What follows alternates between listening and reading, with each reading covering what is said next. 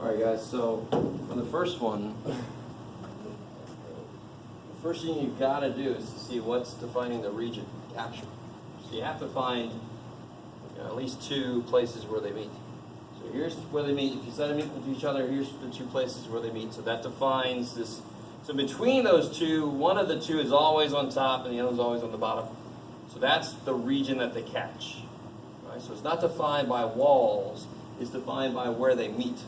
So that's the other kind of problem we can do. When you graph it out, what I do is they meet here and here, so I can figure out what those are, and then I just pick something right in the middle and I see, so here in 0, when I plug 0 in, I can see who's on top, who's on the bottom. That's what's most important. And now, what method am I going to use? Or what method did you use? Yeah, and I want to point something out. If you try to use shells, it would so desperately suck for so many reasons. But one of the reasons is if I try to draw a rectangle in, its height will change once I get past this point. It changes now. It's on either side of this parabola. That's disgusting. You would only do that if I said you must do this for any credit. And I would never do that because it's stupid. All right, so there's multiple ways you can tell that a method's just not going to work. So yeah, I hope nobody tried shells on this. But do you see how this you can just sort of automatically see an inner radius and an outer radius? Right, start at the axis of rotation, draw up until you hit a wall, bam, that's the inner radius. Now pass that wall, go to the next wall, bam, that's the outer radius. So what's the the distance from the x-axis to either one of these is the function. That's the height. So both of those I'm just going to add 2, another distance of 2 on top of both of those.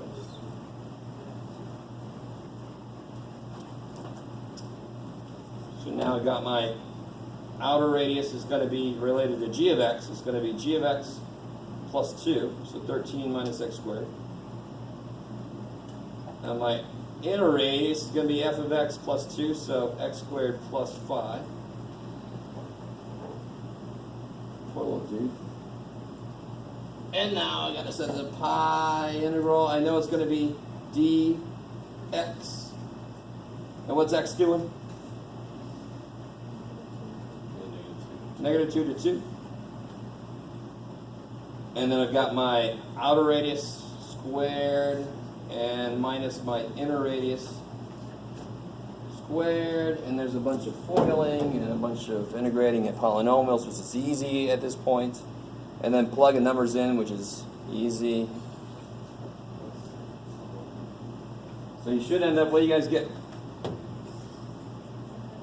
384. Now somebody pointed out something, I hesitate to say this, but just in case, you can always cut an interval in half if there's symmetry in the problem. When you're rotating, though, do you see how there's symmetry between the two regions? I mean, if you cut it down the y-axis, isn't the area on one side the same as the area on the other side? This will work because my axis of rotation is parallel to the x-axis. If I had an up and down axis of rotation, I could not split it in half and double it, because then the volume contribution by the further one is a lot more than the volume contribution by the closer one.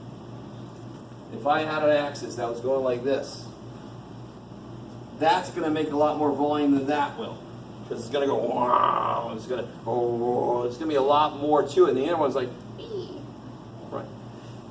So it's going to make a lot less volume.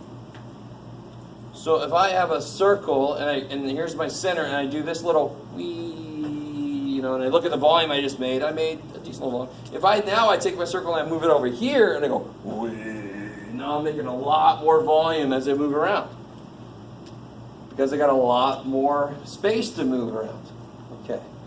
So if I have parts that are not this equidistant from the axis of rotation, I can't use symmetry. If you didn't even think about using symmetry, great, just never do, right? Sort of like your blinker in your car. Only use it if you get used to it. Anyway, I won't rant about that. So yes, you could actually make this from 0 to 2 and then double the answer. So if you could tell it's a good place to do it, it's nice when you have a 0 limit. Of course, we know that by now. It's the best limit to have. Unless, of course, on this problem, you got to be careful because you got E stuff down here. And E to the 0 ain't 0. All right. So we cool with that one then? I mean, the rest of the stuff after this should be simple. Okay. This one, the first hurdle to get past is factoring this thing. And when you factor it, you should get this. And an ant. They're all over. And then which one of these doesn't mean a damn thing for this problem? -1 doesn't mean anything. So I've got my 1 and my 5. And I just kind of plotted out, like, I also did 3, 2, and 4, just to kind of get a feel for what this region looks like. I think I sort of gave up a little bit, but it looks, I don't care. It looks like it. Doesn't really matter if you get exactly what it looks like. That's me even trying less there. Now I'm going around the y-axis. So if you wanted to do washers, you'd have to do integral d y. And can you solve this for x in terms of y? Not really. No, you can't. All right. So that means I don't want to use those. I want to use what instead? Shells. I love it. So if I'm going to use shells, I'm going around the y-axis, so this is going to be integral dx. So now I got to figure out what r is and what h is. So to do both of those, I'm starting to see that we probably want to do multiple, like when you do the radius, you want to do a few arrows.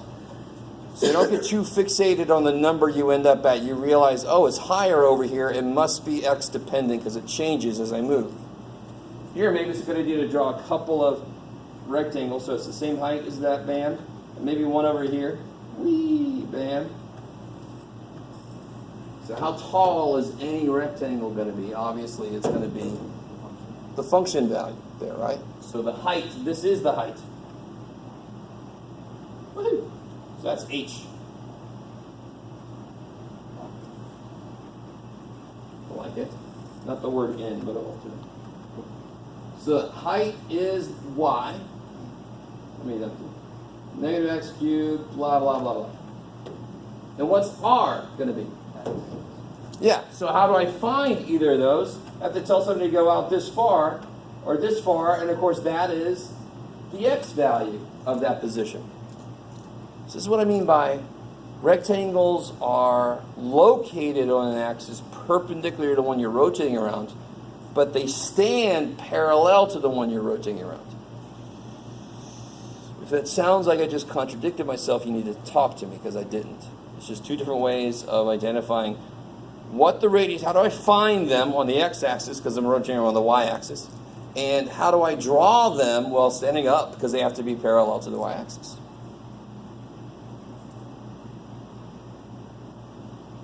Okay. Now I can start filling this in. What's x doing? 1 to 5. 1 to 5. I've got my r as x, and my h is just all that stuff. And now I've already lost interest. I mean, what do I mean when I say that? I mean, I would finish this out because I'm curious about what it is, but as far as showing you, you should be able to distribute x and then integrate that polynomial. Should be able to. Let me see, how far did I get? I got to this point. I got 2 pi negative x to the 5th over 5 plus 5x to the 4th over 4 plus x, can't read my right, cubed over 3 minus 5x squared over 2. Is that what you guys got for the integral? Yes. And then you plug 5 in, you plug 1 in. It's just an exercise in using your calculator, right? Because we're out of Math 88. I think you can trust you know how to square something. So you just make the calculator. And what do you guys get? I didn't get that far. I seriously lost interest. I mean, after that, it's easy shit. 4096 over 15. Do it again. 4096 pi over 15. 4096 Yeah. over 15? That's neat. How do you check that? Well, you put x times this into y1. Yeah, you give it to me and wait. You put x times this into y1. And then you hit second calc and pick 7 for the integral. I showed you how to do that on the. Yeah, you can check everything you integrate. You can check. Let me just show you again, just to show you. So if I put in here, oh, let's see. All right, I'm going to be really lazy. X times. Is that capital? What the hell happened? X times negative x cubed plus 5x squared plus x minus 5. And I hit second calc 7 to integrate. The 7th option in calc is the integral. Alright, there you go. And if I go from 1 to 5, boop, I get that. Now, 136.533. Let me write that down. 136.533. Now let's double check that. What do you say? We get 4096 divided by 15. And I forgot the pi, didn't I? What did I put in there? I forgot the 2 and the pi. So divide that by 2. There you go. That's not putting the 2 and the pi in there. My bad. Is that cool? You can check it, your answer, by using the integral thing. Of course, that's another layer of, if you make a mistake there, you could think you're wrong when you're really right. Obviously, if you get a negative answer, that's a problem. This is supposed to be a true volume.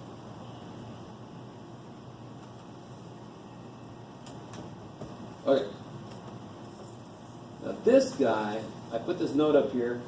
I'm hoping you guys noticed that very quickly. The shells would desperately suck.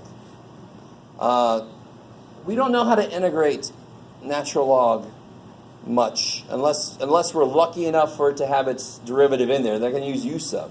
But what's the integral of natural log? Integral of natural log of x. We have no idea. If you take Math 280, one of the very first things you learn will be how to handle something like that. That's exactly the problem I start with. Because ln of x should now feel like a normal everyday function, right? ln of x. Not that great, but it's not that much worse than square root. I can do the square root derivative and integral real easy. What about ln? It is easy. Integral? We don't know enough yet to do its integral. So that's one of the first integrals I do if I teach Calc 2. Let's just say, here, we can finally close the door on this thing. All right, so you guys are like, I'm fine without knowing that. Let's check. So if shells would suck, then I want to use discs or washers, which means what am I going to have integral d what? I'm going around the y-axis, so it's going to be integral d y, which tells me what do I need to do with the functions they give me. Let's graph it, and then there's something I need to do, because if it's dy, I need everything in terms of y. So if I graph this thing, here, I'm feeling lazy. Here's what it looks like graphed. Right, there's y equals 4. There's 3 times the natural log of x plus 1.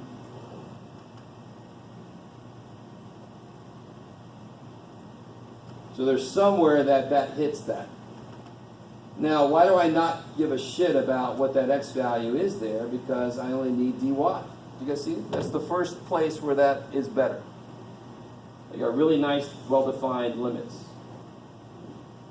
So the next thing I got to do is, well, here, stop covering it just right there. I've got to solve that for x, which should be easy. Divide by 3, raise e to both sides.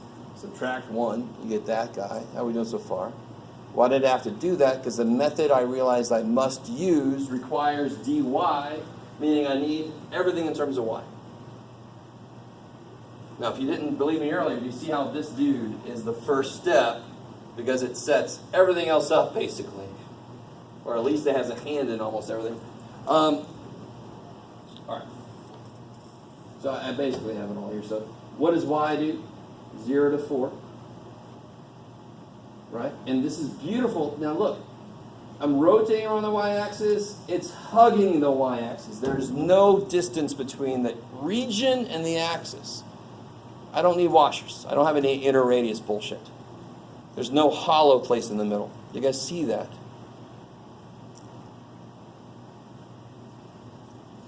I'm not sure how else to say that. I loved it when I came up with that idea. There is no distance between the axis of rotation and the region. It is hugging it. Okay. So that means all I need in here is the radius, which in this case is going to be how far away do I go? I go this far away. That's the radius. So pi r squared. Foil it out. Bullshit. And then whatever the hell that is. That's as far as I'm at. Yes? What if it, so that's only if it hugs it the entire time. If it hugs it partially, then there's a possibility to get a walk, or a walker. Totally. I love it. And it would be kind of difficult, unless it was piecewise, for it to kind of hug it, and then for it to not hug it, and then suddenly hug it for a while. Like this, like... Yeah. But to be honest, it's totally doable. You could have, they could define it to be between the y-axis and some function here, so it intersects. So you can have something like that, where it doesn't hug the axis up here, but it does down here. Like if there's a asymptote, like if that, No, it's just like a wall. yeah, like if x equals 0. Yeah, exactly. And there could be a region where it's so that would kind of suck, to be honest. In this case, I would try to use it so I could just I wouldn't have to worry about this shit. I could just worry about this. Maybe use shells if I'm rotating it, so then I don't have to worry about that separation. Okay. So I don't know. Did you guys even get this far? Now be careful, this is plugging a 4 in. Here's when you plug a 4 in. And then here's what happens when you plug a 0 in. Because e to the 0 is 1. And then you just put that shit together and get something. Yes? Where did you get e to the 4/3? This is e to the y over 3, sorry. But here, this is when I plug a 4 in. So here I've got foiling this out, right? E to the 2y over 3 minus 2 e to the y over 3 plus 1. This is foiling that thing out, right? Those are all y's. Those are all y's. Yeah. Yes. You must go by context. I don't know. What's a better way? All right, here's y, right? I'm going to just try to overemphasize that extreme angle. There, that's going to be my y from now on. That will never be confused with a 4, right? Hopefully. I don't make my 4s all lazy. I love you guys. You teach math and you can't make a 4 look different from a y. All right, I'm sorry. This is definitely a good example of that's an idea. There.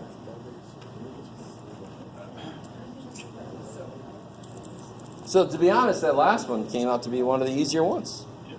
Yeah. But if you know for sure that one method will not work, then you set this. This tells you how you have to have all the functions in terms of. So don't start solving this and feel like you're doing something wrong. No, this could happen to you. This kind of expression all day long could happen to you. If that's what the integral requires, that's what you do.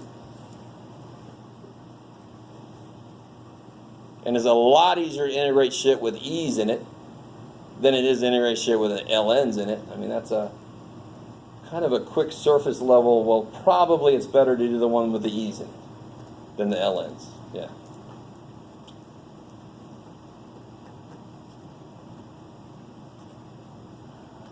All right. Let me give you this answer key. Has anybody gotten this already? So who needs it? Question. You got it? You guys got it? Good. You got it?